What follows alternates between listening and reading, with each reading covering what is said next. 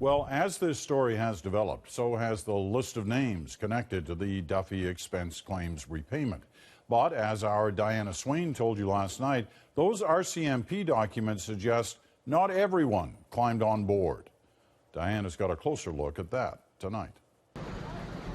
It can be easy to forget that it's not only politicians, the media, and tourists who make their way into this building every day, but also political staff who stay in the background while the politicians stand under the lights. I have no idea what's...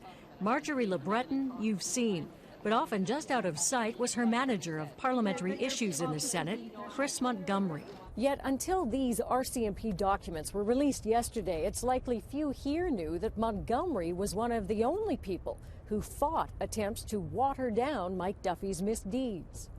One of the earliest emails referenced in the RCMP report is from Nigel Wright to the PMO's lawyer, concerned that Montgomery was pushing for residency rules to be defined, which could have ensnared other senators in the scandal.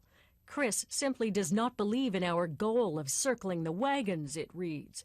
Senator Carolyn Stewart-Olson, however, was seen as willing.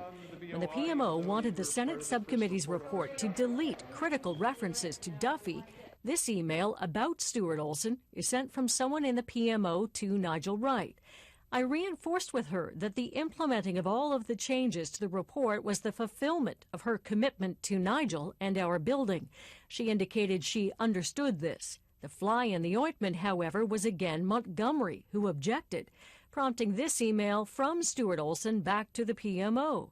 I was too optimistic. Montgomery says we as senators should not compromise ourselves. When a PMO staffer went to the committee meeting to get the changes made, he reported back in an email, "This is epic. Montgomery is the problem." But in the end, Montgomery could only protest. The RCMP report concludes, eventually he relented and the changes were made. In other words, the RCMP concluded the PMO got what it wanted. Montgomery has since left to work in the private sector. Conservative senators who've now learned the details had this to say. It's not up to the office of the Prime Minister to decide what should be and should not be in a report.